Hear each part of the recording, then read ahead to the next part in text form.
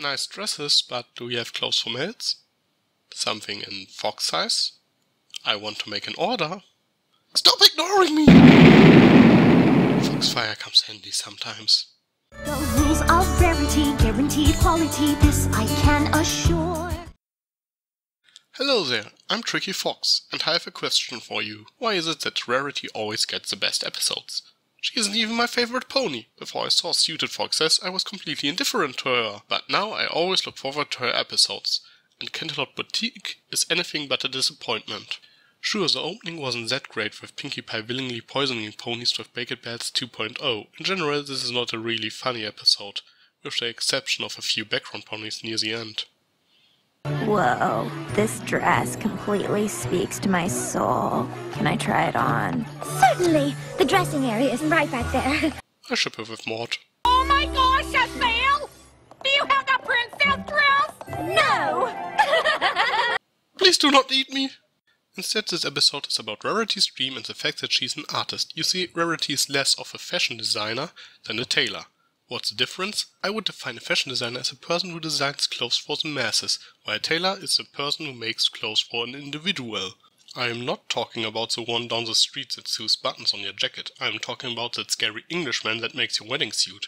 Everything Rarity makes is either for a specific pony or a piece of art in itself, a unique piece, or a rarity. See, it's all in her name. It's a small difference with a big impact.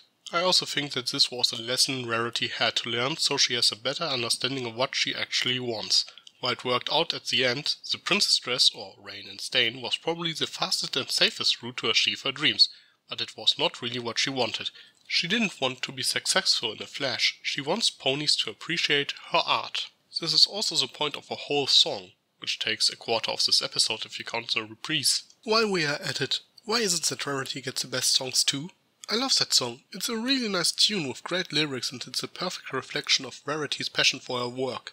Even though it's Art of the Dress 2.0, but I like it even more than that. Then there is Sassy Saddles. I like the fact that she's not really a bad person, but rather a foil for Rarity. Her talent is obviously marketing.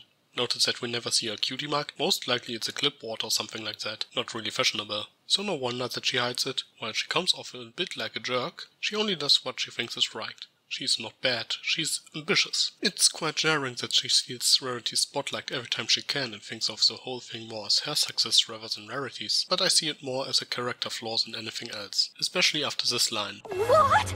No! Oh, you can't, Rarity. I've worked too hard to make this a success. I can't be a part of another failed boutique! Rarity stated near the beginning of this episode that Sassy worked at all famous boutiques in Canterlot. Most likely she lost her job at these because of her habit of taking control. Because she failed several times in the past due to her flaws, she has the need to accomplish something, and you cannot deny that her marketing tactics work. And while she is a little bit out of touch with reality when it comes to actually making the dresses she wants to sell, it was Rarity who didn't want any pony to help her. Au contraire, Sassy prepared mass production so Rarity can concentrate on other things. She was aware of the fact that it was too much for Rarity and let her work alone because Rarity wanted it this way. If Rarity asked for a bunch of workers, I bet she would have organized them within a day. Of course she does not understand the fact that Rarity wants to make everything herself. Sassy does not share Rarity's sense of art. She is a business mare, but this makes her a great foil. It also helps that she realized her mistakes at the end, and I really believe that she tries to be a better pony from now on. There's also such a criticism that people want stuff that's popular rather than something of quality, which works really nice in the context of this episode. And wasn't there some random throwaway line in an interview where someone stated that every pony would become a princess? Well, every princess dress came with a pair of rings. I guess that counts. So bottom line, this episode was great. What it lacks in comedy, it makes up with great characterization and clever writing. It is also quite refreshing that one pony in the show achieved her dream. Sure, Rarity stays in Ponyville because status quo is God, but this was a goal since episode 1. Now the question is, what comes next now that her character arc came to a conclusion? And will other ponies achieve their goals too? Will Rainbow Dash join the Wonderbolts this season? Will the Crusaders get their cutie marks? Will Discord marry Fluttershy and therefore forcing half of the fandom to commit suicide? I cannot wait to find out. So, what about you? Do you have any thoughts about this episode? Did I get everything wrong and Sassy Saddles is the worst excuse for a pony ever? Any ideas where Rarity's character will be heading? If so, please share them with me. Thanks for watching.